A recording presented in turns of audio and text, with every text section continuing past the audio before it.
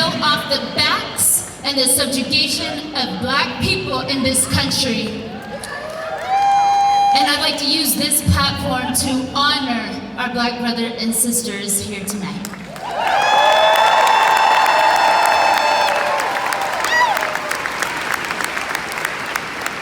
Seattle, my name is Toshiko Grace Hasegawa, and I have the distinguished honor of introducing the woman of the hour.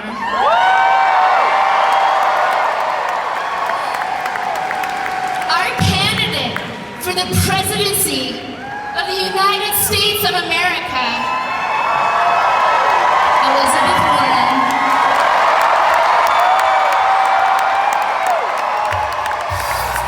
No. We'll put some context about the reason why we are all here tonight.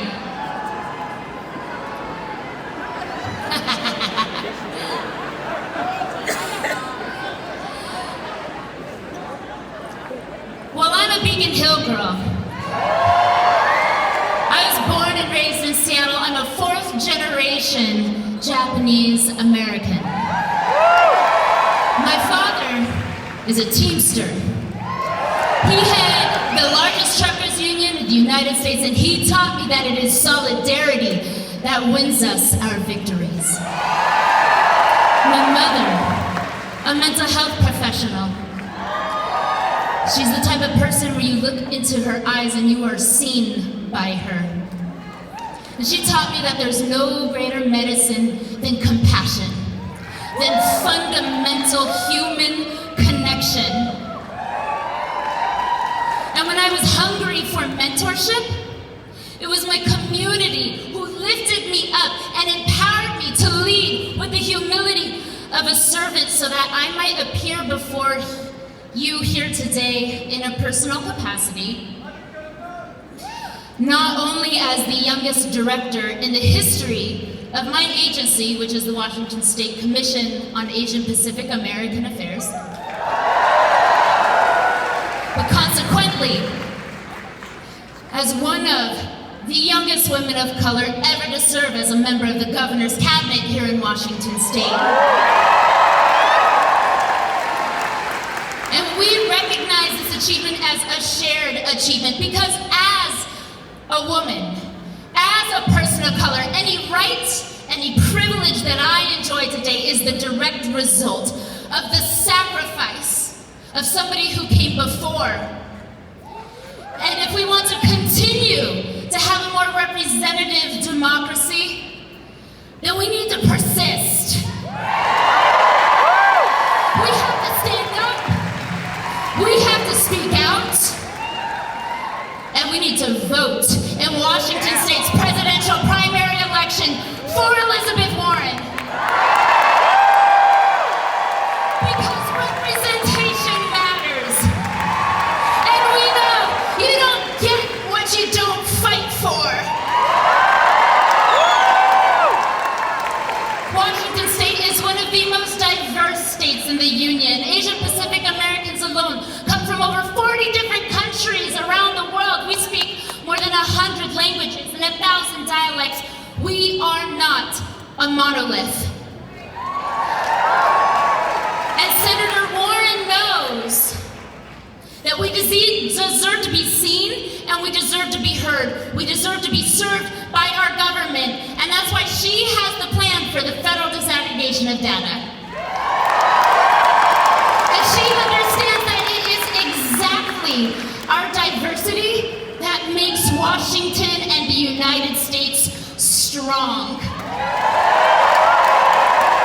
And I think that it must be said, this week marks the 78th anniversary of the signing of Executive Order 9066, by which President Franklin D. Roosevelt ordered the mass incarceration and indefinite detention of over 120,000 people of Japanese ancestry, most of whom were children. And our communities today do not deserve to be forcibly removed from their homes or locked in cages at the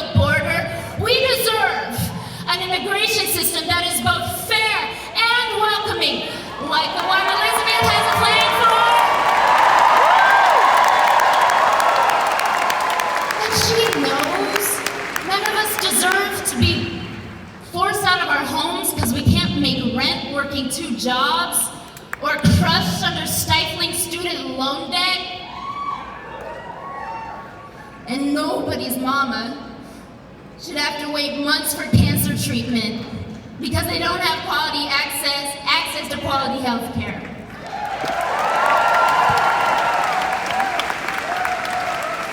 Elizabeth is the candidate with a plan to put into action so that all of us might perform a more perfect union.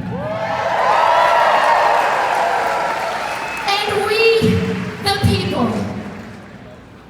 we are the rising tide of justice, and we will stand in lockstep solidarity with a candidate who implores us to keep our promises to ourselves and our posterity. The one who inspires us to dream big. Dream big. Dream big. And win. Seattle, our champion is among us tonight. And I need your help to welcome her to the stage. So put your hands together, stomp your feet, and make some noise for our candidate to be the President of the United States of America. Elizabeth Warren!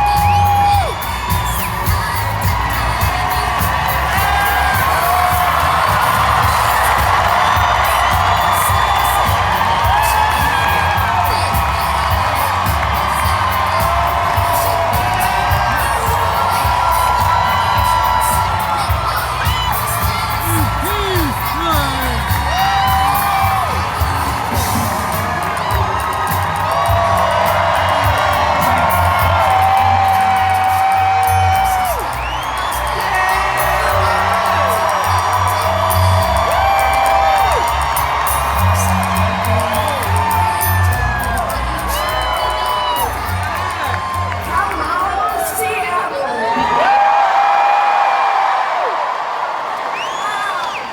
I think Seattle is ready for some big structural change.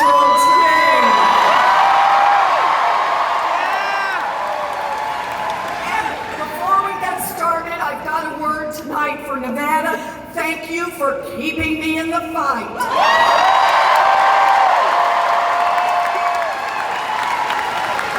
The race has been called. Bernie has won. Congratulations, Bernie. I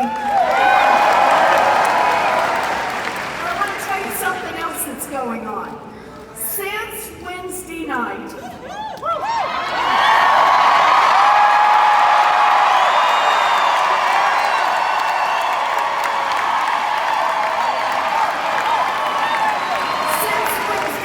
our support has been growing everywhere. Since I stepped on that stage, a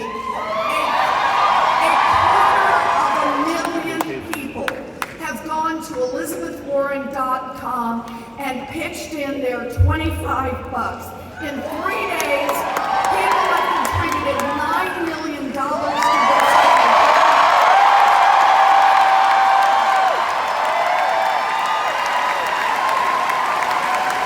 So join up. Go to ElizabethWarren.com, be part of this fight. That's how we're going to get this done. We have a lot of states to go, and right now I can feel the momentum. So let's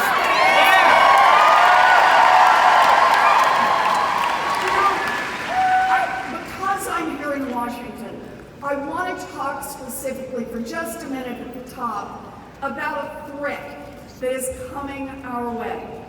And it's a big threat, not a tall one, but a big one. Michael Bloomberg.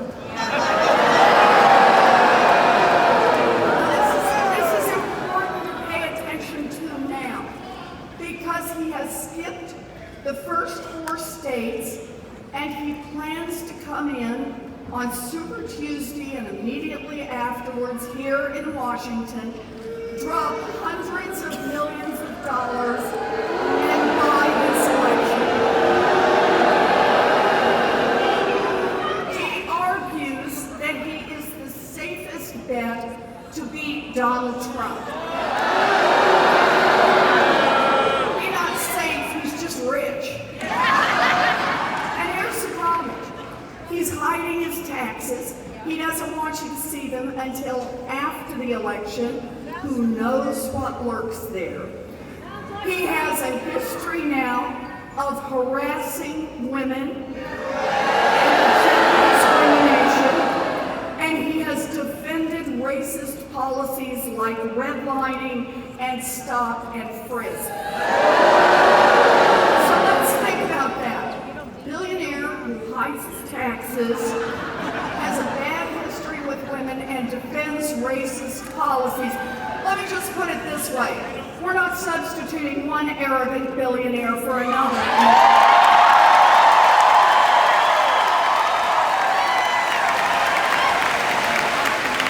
Because here's the thing.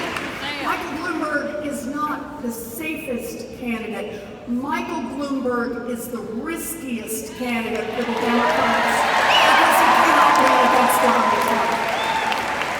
This election is not for sale.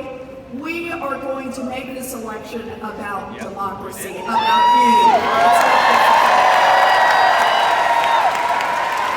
So understand this, why I am in this fight. Now look, I am not a lifelong politician, but I am a lifelong fighter.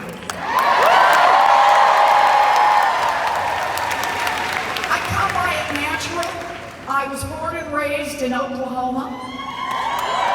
I have three much older brothers. I learned early, fight for your place in a family like that. But I'm a kid who watched early on as our family had a lot of ups and downs.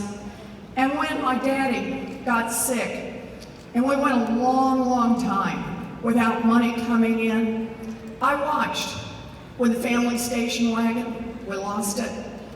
I listened to my mother cry at nights. And I remember when we were right on the edge of losing our home. You know what I remember best about that?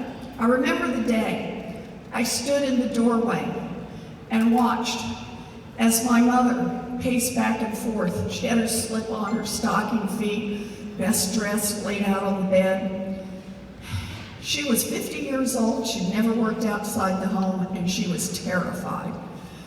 But we were about on the edge of losing our house. And my mother stood there, she looked at me, she looked at that dress, she looked back at me. She walked over, pulled that dress on, and walked to the Sears Roebuck and got a minimum wage job answering phones. My mother saved our home. And more importantly, she saved our family. She taught me how to fight from an early age, fight for the people I love.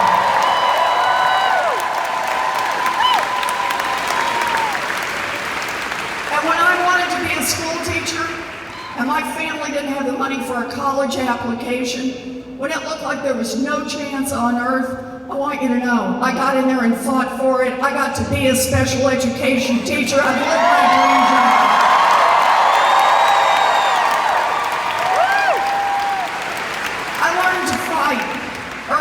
But here's the thing, it's not enough just to fight. You gotta fight and have a plan to get things done.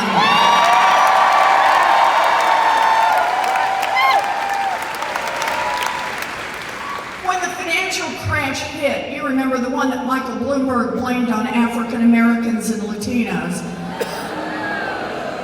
When the financial crash hit, I watched up close and personal as families who thought they'd done everything right lost a home, lost a job, lost all of their savings.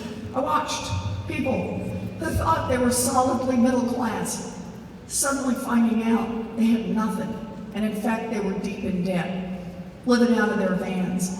And I watched as government turned its back on them. As government stood there and said, we got $700 billion to bail out the banks and we got nothing for families that got cheated. And I saw how wrong it was and I said, I will get this right.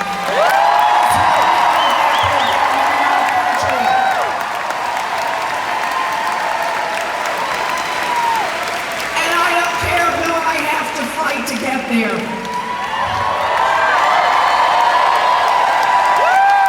So I had an idea for a plan, for a consumer agency. Now I want to tell you about this agency. It was an idea that just had a basic principle behind it, and that is no one should be able to make a profit by cheating people on mortgages, credit cards, payday loans, and student loans.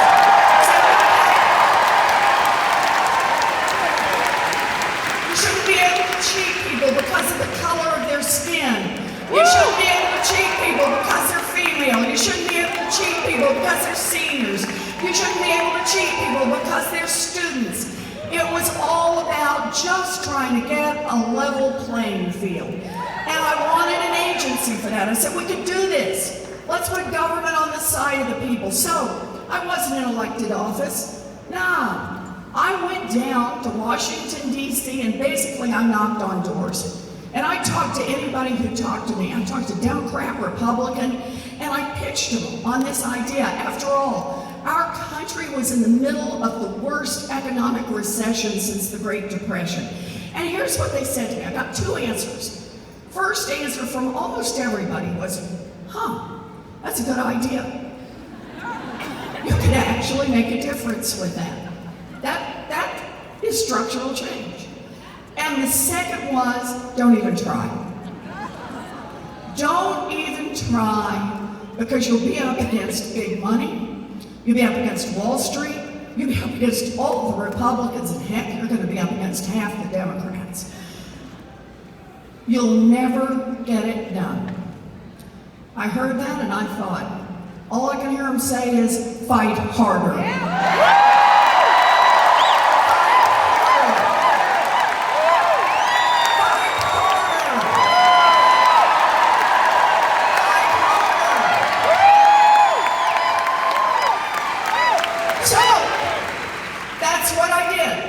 I laid it out, I got groups together, and I want to say the first groups that came in to defend that agency when nobody would talk about it were the unions. Can we say God bless the unions?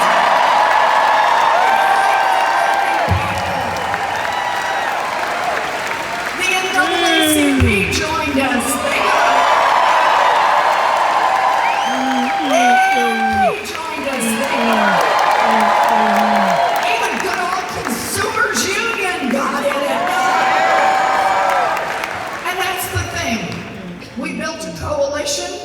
We pushed, we pulled, we were noisy, we were quiet. We did what we needed to do. And in 2010, President Obama signed that agency into law.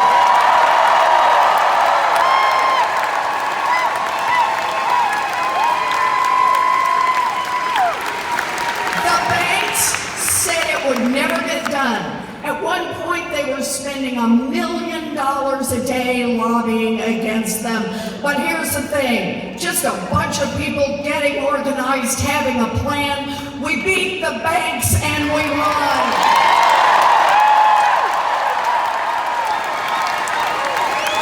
And why does it matter? That little agency has now forced the banks to return more than $12 billion directly.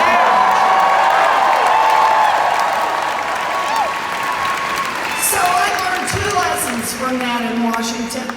Not being a politician, the first one I learned is, you don't get what you don't fight for. And the second is we can make government work for the people. We can do this.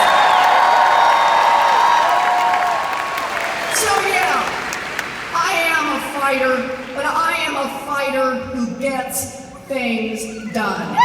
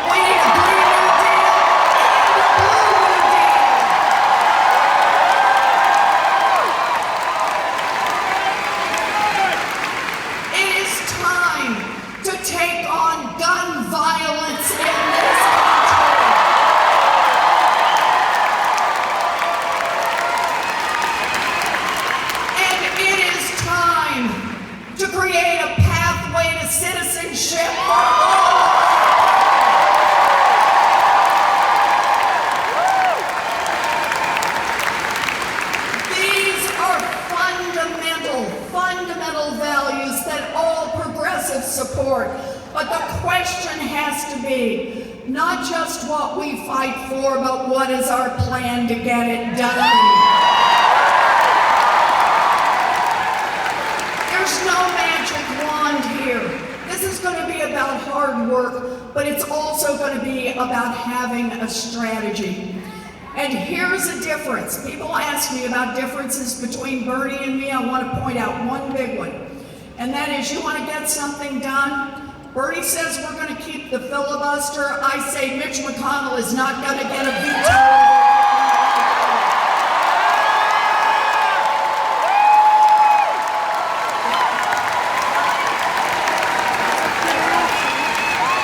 Look at it this way. If we keep the filibuster, everything we need to get done has to pass a 60-vote threshold. That gives a veto to Mitch McConnell, to the Republicans, to the gun industry, to the oil industry, to the billionaires. I say we go to Washington to do the people's business. If Mitch McConnell gets in the way, get rid of the filibuster and let's go.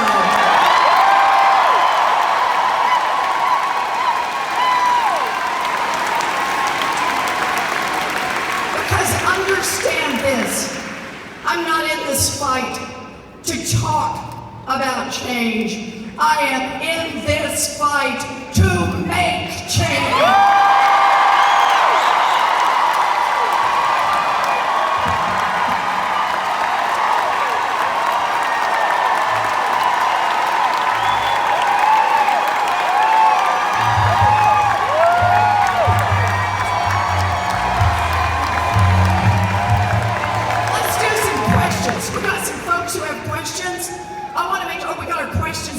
Spotlighting everything.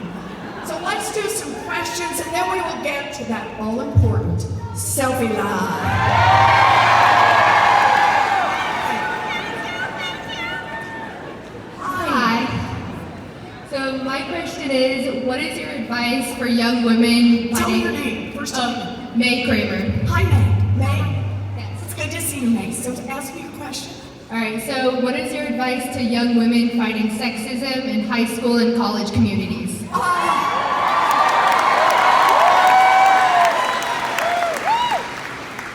To persist. Now, here's the thing, Maddie. I know it's hard out there. I get asked this question over and over about, do you think you face sexism in running for president? And there are only two answers, and they're both bad. The first one is, yeah. In which case everybody says, oh, whiner. And the second is to say, oh no, in which case, at least every other woman looks at you and thinks, what planet is she living on? Right? So look, it's there. And so you start by just acknowledging. And that kind of has a way of strengthening your heart. And then you remember that no matter how many times you're told to sit down, to be quiet, in no matter how many different ways, that you know you're strong, you know your worth, and you know that what you are fighting for is important. So stand up, and no matter what comes your way, promise me, you will persist. You gonna do that,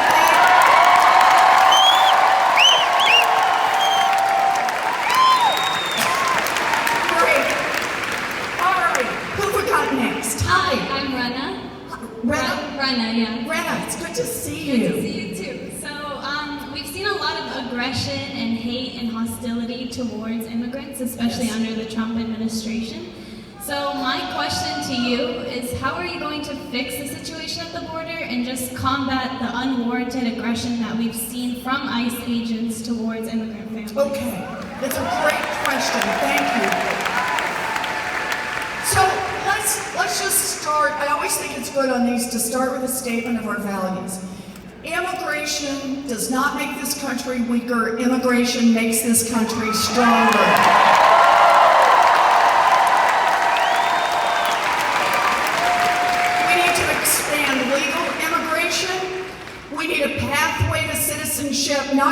dreamers. We need a pathway to citizenship for the 11 million people who are here, who are our friends, our neighbors. These are our people. But keep in mind, there's a reason that much of this has been stirred up lately. And that is, Donald Trump has a strategy. His strategy is hate. It's to turn people against people in this country. Turn white against black and brown. Turn straight against gay and trans, particularly against trans. Turn Christians against Muslims.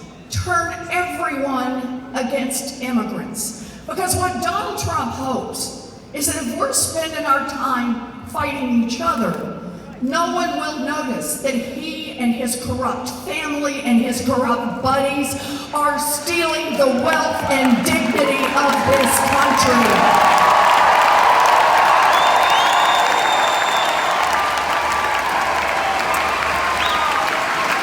Leadership starts in the White House. And what I will do from the White House is I will lead an America that values every single human being. I will lead the fight for immigration laws to be changed in this country, for a path to citizenship, but I will also lead by example, by the good people who are invited to the White House, the people who get their pictures taken, the people who get their stories told, the people who will serve in my administration, because I will have an administration that looks like the rest of America.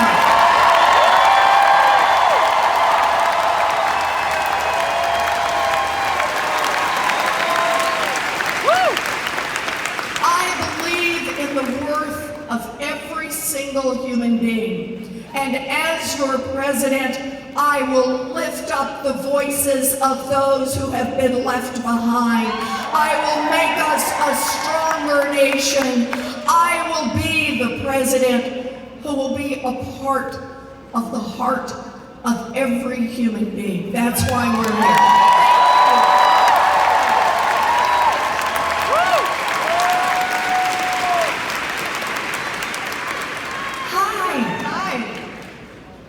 Sherry Simonson. Hi, Sherry. It's good to see you. Thank you for coming to Seattle. Oh, I love being in Seattle. So, when you are nominated, I love this already. what will you look for in a running mate? Whoa!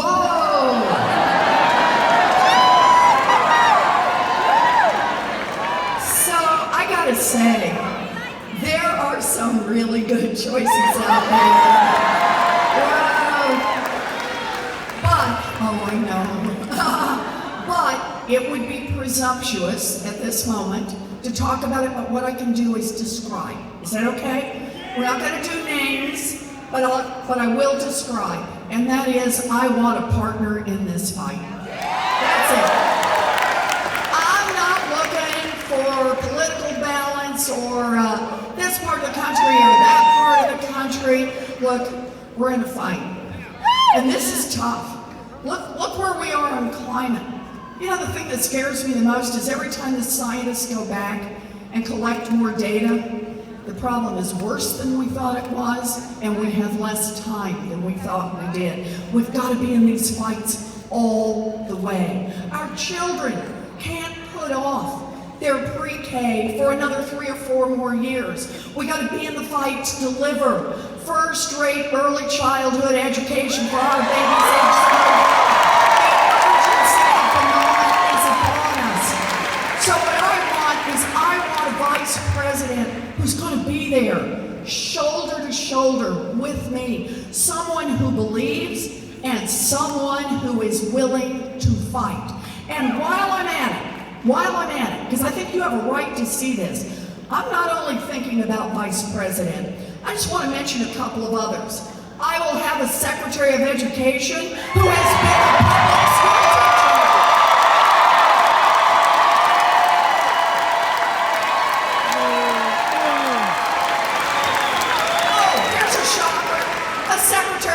Education actually believes in public education. The Secretary of Education who believes that public dollars should stay in public schools. The Secretary of Education who believes it's time to throw high-stakes tests into the wastebasket.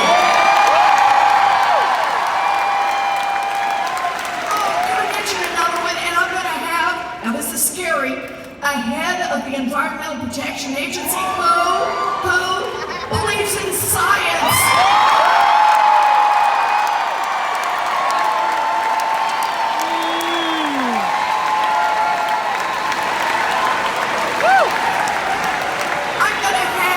It's time to cut our defense budget. Can I just be clear on this?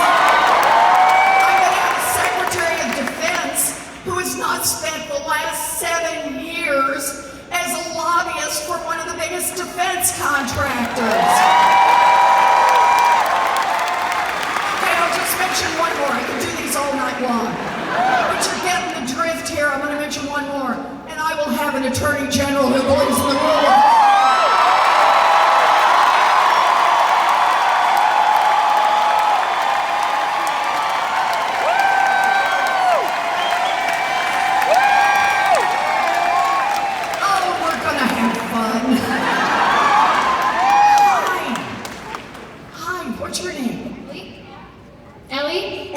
It's nice to see you, Ellie. Nice to see you too.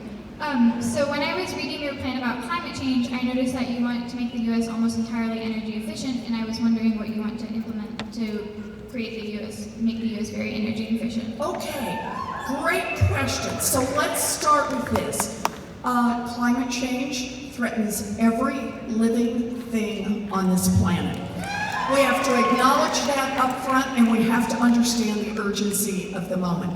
This is no longer your climate plan versus my climate plan. This is, we gotta start moving on the climate front, and we gotta move in a lot of directions at once. So let me mention just a few to get us started. And I'm glad you've looked at ElizabethWarren.com and seen the climate plan. You know, it goes on a lot and a lot and a lot, right? So good for you. I want to start with the fact, yes, we need a Green New Deal. It is not enough. We also need a Blue New Deal. Our oceans, we must protect our oceans. I think of how we're going to approach climate this way. As I said earlier, I believe in science. I want to make a 10-fold increase in our investment in basic science, applied science. We're going to have to innovate our way out of this problem.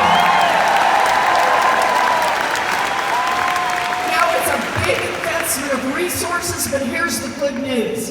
There's an estimated $27 trillion worldwide market coming up for green energy, cleaning up the air, getting carbon out of the air, out of the water, desalinization, and much of what is needed has not yet been invented. So here's the big bet I want to place. We make a big investment in science, and then we say, you can build whatever comes out of that science, but you got to build it here in the United States and create those manufacturing jobs here. Millions of jobs, good union jobs, right here and there. Second part I want to mention around climate. We cannot talk about climate change without also talking about climate justice.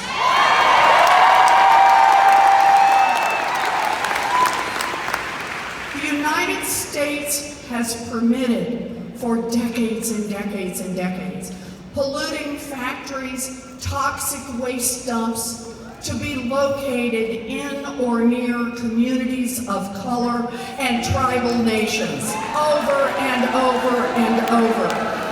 The consequences are felt in the health of babies, in the health of seniors, and also in the economy. Who wants to buy a home or live near an area where you can't breathe the air and you can't drink the water?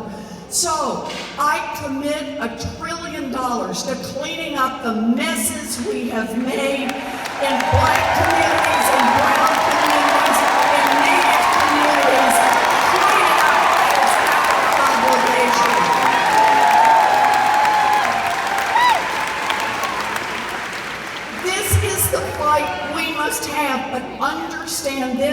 goes back to the point I made earlier, and I just want to tie it in. Think about this. We've known about climate change now for decades. They called it global warming 30 years ago, but they had the science. They knew basically what was happening. So why didn't we make change? And the answer is corruption in Washington, D.C. And I got a plan for that.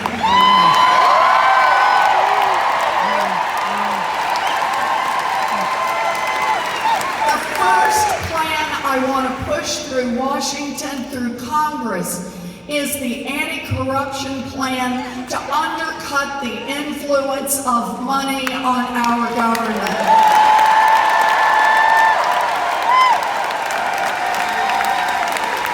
I'll just give you a taste of what this plan is about. This plan is so terrific. It's huge because the influence of money is huge. But let me just give you a little taste of it. Part 1, end lobbying as we know it.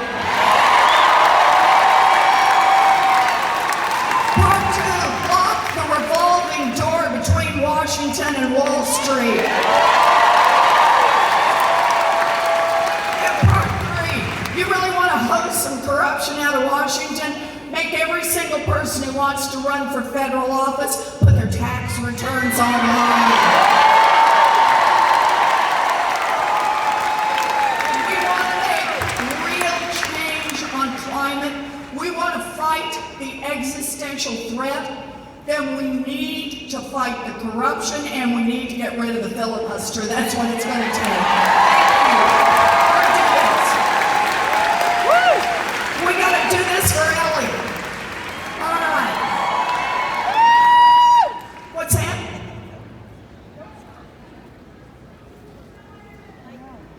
Yes. We're playing with microphone over there. Yeah. We need another mic?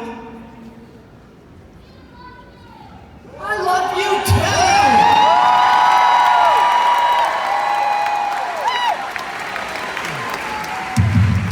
All right, Senator, here we are. Great! This will be our last question of the evening. Oh, okay. All right, last question. Hear me okay? I can hear you just fine. So I gotta thank Tell me your name. Gene. Hi, Gene. Hi. Gotta thank you because I personally benefited from the CPD. Yay! I was chosen randomly in case anyone wonders. So it is so brilliant. I hope people contemplate the importance where few individuals can take on even just a mistake done by a big bank or a financial industry. I believe that financial industry is important to the economy, but yet everyone knows you can't have competition in sports if you don't have referees and rules, and no individual can take such a big. So I've benefited from that. So I'm so glad. Good. And by the way, if any of you out there feel like you've been cheated, go to cfpb.gov. There's actually a really easy to use form that you fill in. They've handled over 1 million complaints. This is about making government work for the people. So we got a testimonial. I can tell you that really fast when I hear from. So my question though is there's a significant minority of our fellow citizens who seem to be enamored with what they call alternative reality. And I'm interested in what your plan is, if we put it that way, to help them see the destiny of your leadership for America. So I thought that was diplomatically put. It makes me think that you have friends who are in that alternate reality. Okay. So I tell you what, let me just go back. Remember how I mentioned I have 3 older brothers? Yeah, all 3 of my brothers are back in Oklahoma. They all went off, they joined the military, now they're retired, they're all back in Oklahoma. One is a Democrat. Do the math. Right? 2 Republicans, 2 Democrats. And here's the thing. I love all 3 of my brothers. We can do our Democratic Republican talking points. We know exactly what they are, right? And 2 of them can just go at it, and then the other one and I can go back at it. And we can do that across America. We do it on television all the time, right? Do it on the radio all the time, do it on podcasts all the time. We do this all the time. But here's the thing. If you shake that up a little bit and say, let's ask some different questions. I start with how it feels when you know that last year, Amazon, and hold on, Eli Lilly, Halliburton reported billions of dollars in profits and paid zero in taxes. That's pretty much what my brothers say too. And that's true whether they're Democrats or Republicans. Because they say, wait a minute, somebody's got to pay to keep the roads paved, somebody's got to pay to keep the defense, somebody's got to pay, and they pay their taxes. They kind of think that rich people and giant corporations ought to be paying their taxes too. So I start there by saying, I was talking about that anti-corruption plan a few minutes ago. The issue of corruption is not just a progressive Democratic issue. It's an issue all Democrats care about, independents care about, and Republicans care about. We run on anti-corruption, we start pulling people together. We get that anti-corruption plan passed, it's good for everybody. Now let me pitch you on one more. That 2-cent wealth tax, who's ready for a 2-cent wealth tax?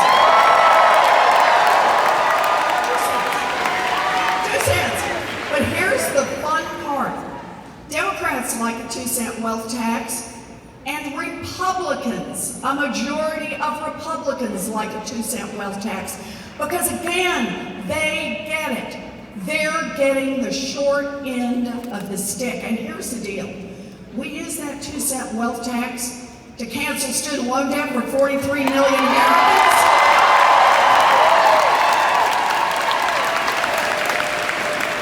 That's 43 million Americans who are Americans. It doesn't matter whether they're Democrats or Republicans or independents or libertarians or vegetarians. They're people who get some relief on their debt and get a chance in this life to be able to move out of their mom's house, to be able to save up money for a home, to be able to start a small business, to be able to get a foothold in America's economy. Good for Democrats, good for Republicans. We all pull together on this. And one more I want to mention on this, and that is, after a lifetime of hard work, people are entitled to retire with some dignity, and that means protecting Social Security.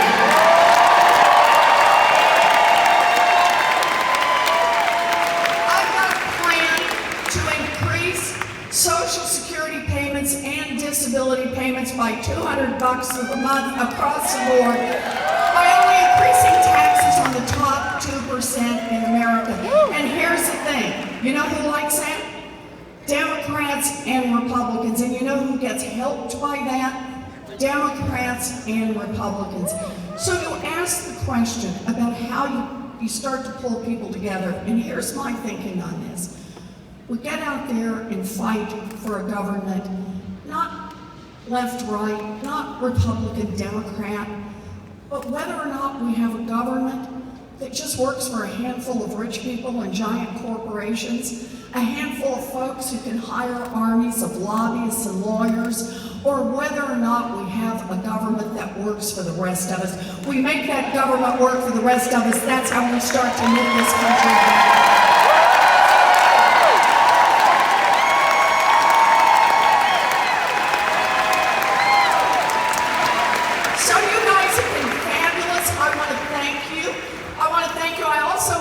I brought family here with me tonight. They'll be working the line. I brought my sweet husband Bruce and my son Alex. Stand up, guys.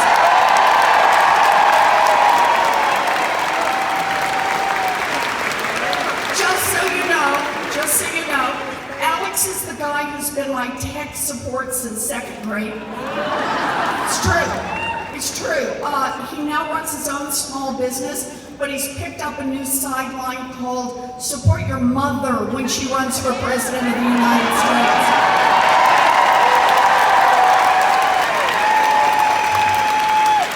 And also, so you know, Bruce is not the reason that I dropped out of school and got married at 19. Bruce came along in season 2. And I love him every day for it. Thank you.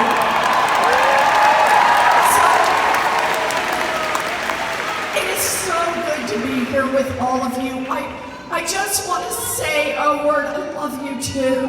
I want to say a word as we close out here because this is such an important moment for us to be together. We've now had 3 years of Donald Trump. We've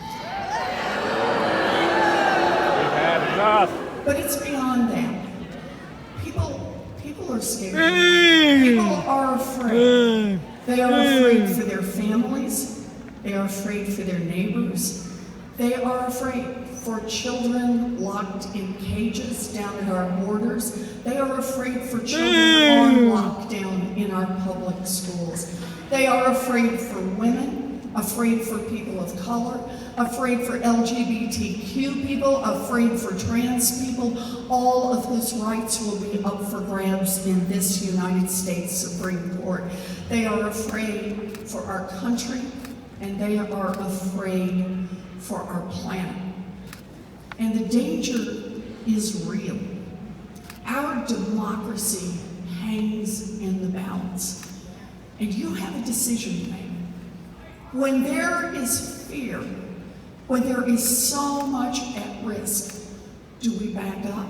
Do we cower, or do we fight back?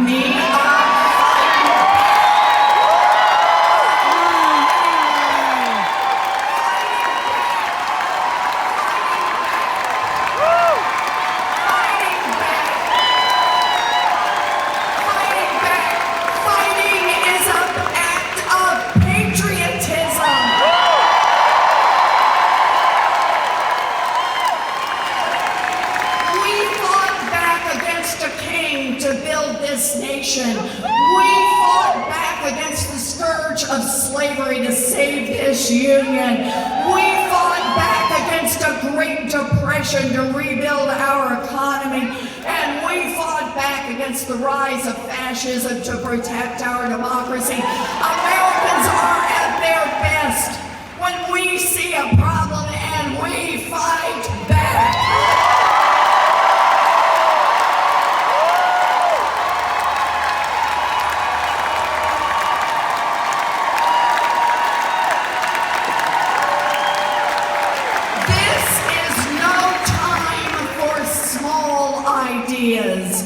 This is no time to nibble around the edges.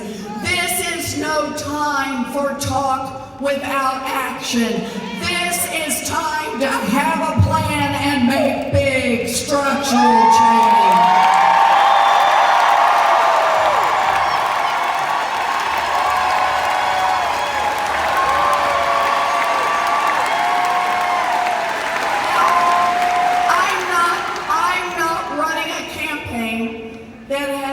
Carefully crafted by consultants. I am not running a campaign that has proposals that are carefully designed not to offend big donors.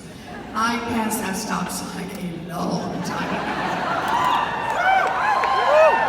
I am running a campaign based on a lifetime of fighting for working families. I am running a campaign from the heart because I believe in you, and I believe in the America that we can build together. I believe in the America where every single person has value, the America where every single child is worth investing in, and the America where people, not money, is the most important part of our democracy.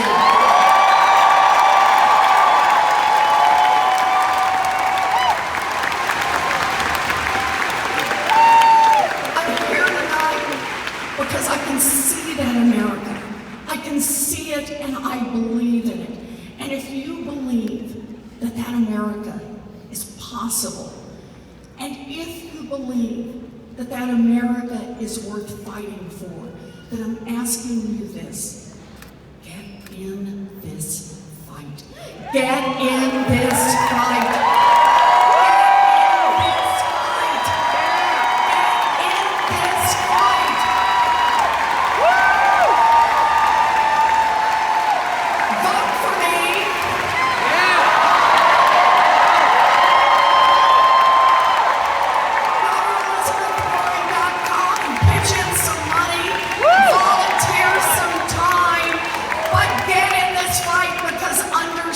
This 2020 is the moment in history that you have been called to.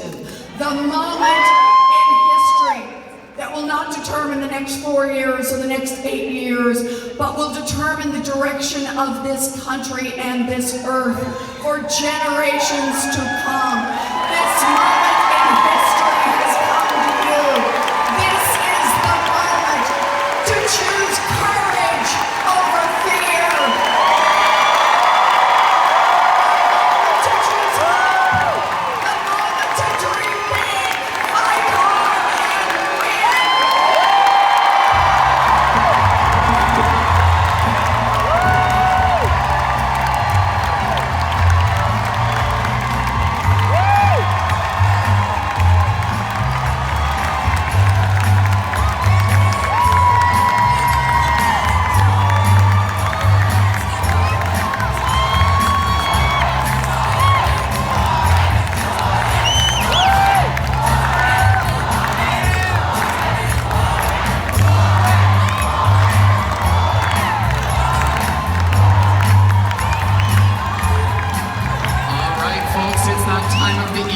Time for selfies. All right. Thank you all so much for coming and helping us build momentum in this wonderful state. If you're interested in joining us for selfies, my colleague Kevin here flashing his phone light is going to be the start of the line.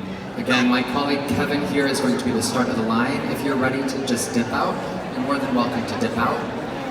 Young families with young children, please stick around towards the front of the line. We will expedite that process to be sure that you get home. Take the little kids to bed. We want to make sure that we're accommodating all folks. If y'all have accessibility needs, volunteers are with you, all right? Thank you so much, everyone. LFG.